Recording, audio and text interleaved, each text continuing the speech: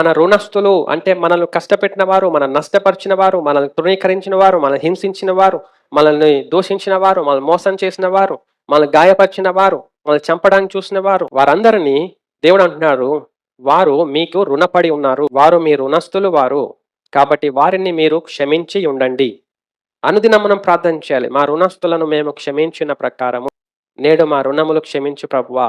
ఈ ప్రార్థన చేసే అవకాశం వస్తుందా మనకు? అసలు వస్తుందండి? చూడండి, ఆలోచించండి.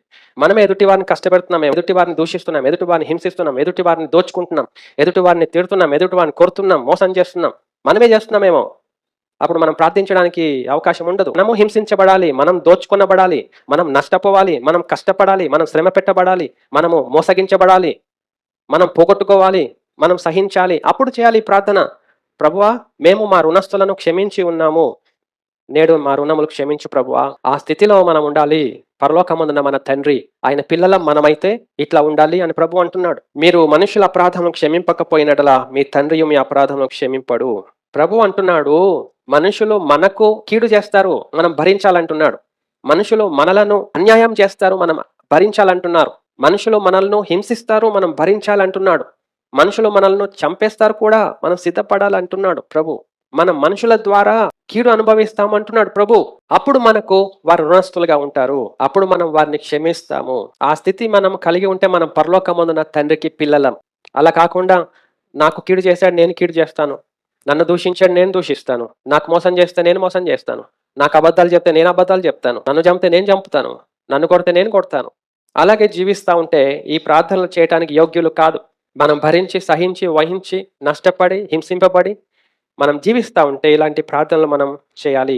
క్షమించడానికి మనం సిద్ధంగా ఉండాలి, లేకపోతే మనకు దేవుని క్షమాపణ దొరకదు. క్షమించడం అంటే వాళ్ళు చేసినవన్నీ కరెక్టే అని వాళ్ళతో కలిసిమెలిసి తిరగటం కాదండి. క్షమించడం అంటే వారి గురించి ఎటువంటి కోపము, ద్వేషము, క్రోధము వారి నిమిత్తం లేకుండా వారిని దేవునికి అప్పగించేయటము. ప్రభువా, వారిని క్షమించు, వారి దుర్మార్గత నుంచి బయటికి తీసుకురా, విడుదలను గ్రహించు అని ప్రార్థన చేయటమే క్షమించడం అంటే. కలిసిమెలిసి ఉండటం కాదు క్షమించడం అంటే. అందరినీ క్షమించాలి, ఎవరితోనూ ద్వేషం పెట్టుకోవద్దు, ఎవరితోనూ కోపం పెట్టుకోవద్దు, ఎవరితోనూ విరోధం పెట్టుకోవద్దు.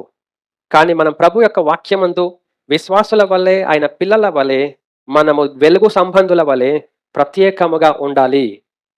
ఇవి సాధారణంగా అర్థమయ్యే విషయాలు కాదు దేవుని వాక్యాలు. ఎందుకంటే మనము దేవునికి దూరంగా వెళ్ళిపోయాం. ఎందుకు వెళ్ళిపోయామంటే యేసుక్రీస్తు ప్రభు అడుగులను అనుసరించకుండా మనుషులను వెంబడిస్తూ ఉన్నాం, ఎటెటో వెళ్ళిపోతున్నాం. అప్పుడు మనకి అర్థం కాదు. ప్రభుని వెంబడిస్తూ ఉంటే తొందరగా అర్థమవుతుంది, కానీ ప్రభుని వెంబడించాలి ప్రభు ఆశిస్తూ ఉన్నాడండి.